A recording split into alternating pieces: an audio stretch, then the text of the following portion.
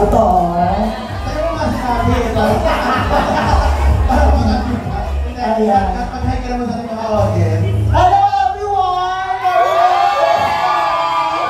Ayan, sino na gusto magpanood ko na suso?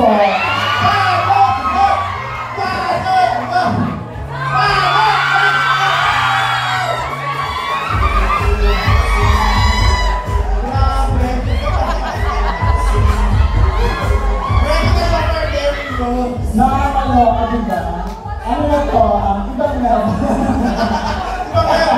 Oo, bakit na ito ginawa gusto? Hindi naman ano, dati ginagawa ko, pero ngayon nanalo ako. Ngayon pala siya ulit ginawa. Captivating ka na. Kumusta naman nilahulag ka kahapon? So, sa nakakaloka, nakapanood na ba yung video na kumakawag niya sa X, at sa TikTok? Kasi ito yun, nagpa-perform ako. And yung started kasi, hindi ko na nakikita, hindi ko na-tansya. Pumikita ako sa saglit, tumambi, padila to, wala ng tao. Hindi ko nakikita. Kasi napasa yung mga tao, guys, nalagyan na pala ako sa stage. Tapos nakagaling ako, taga-taga tumaga, walang tumutulong sa akin. Akala nila kasama doon sa performance ko, tapos nandiyan.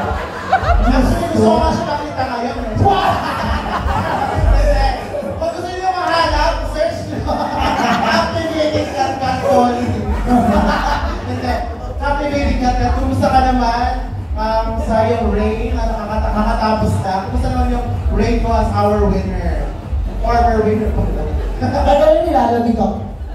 Nilalamig ka? Kailangan mo ng tulong. Ay, okay naman siya. Alam mo, buti nga nakaipasa ko ng corona kasi pwede na uli ako magpagpuksaan. So, ayun, buti na naipasa ko na. Kaya naloka kayo lahat, diba? Bumapatol na ako. Ganon! So yung puksahan, may puksahan tayo mamaya, diba? Saan yan?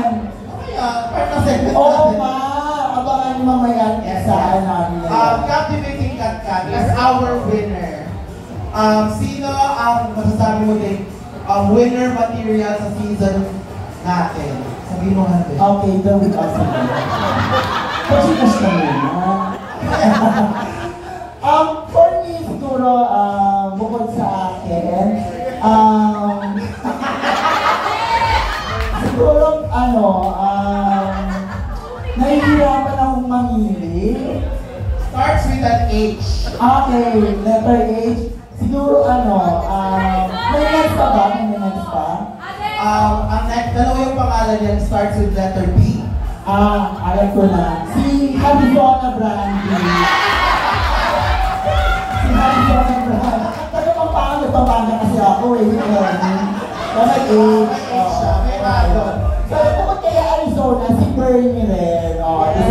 Deserve din na maging Bernie. Kasi si Bernie pang pageant talaga yan eh. Alam mo si Bernie, pang bagay talaga siya sa mga pageant. Kasi yung mukha niya, pang Mr. Pogi, di ba? Tapos yung heart niya, pang Little Miss Philippines.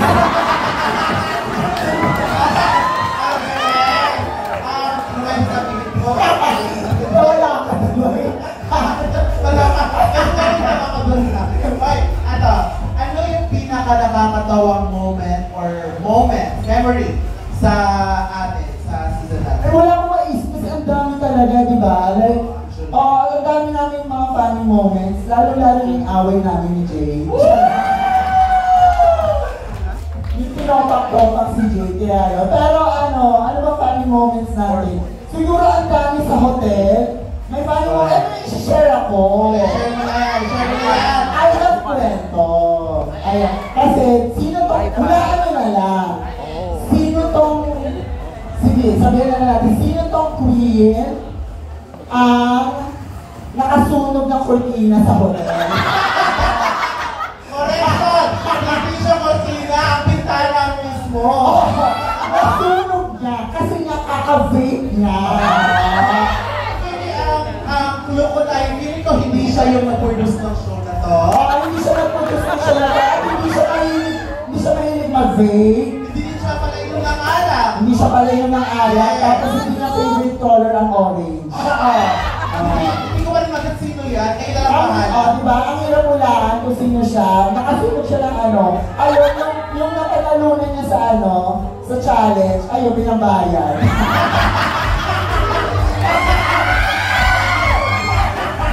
Okay.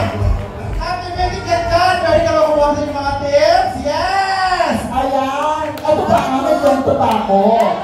Sino yung taga-abang ng mga queens na gustong-gustong binibigyan tayo ng Yossi Break? Yeah!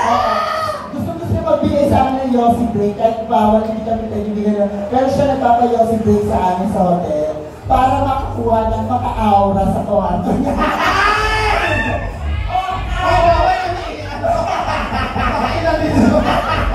Wala akong sasabihin, pero gusto niya ng clue. Anong clue? Ano siya?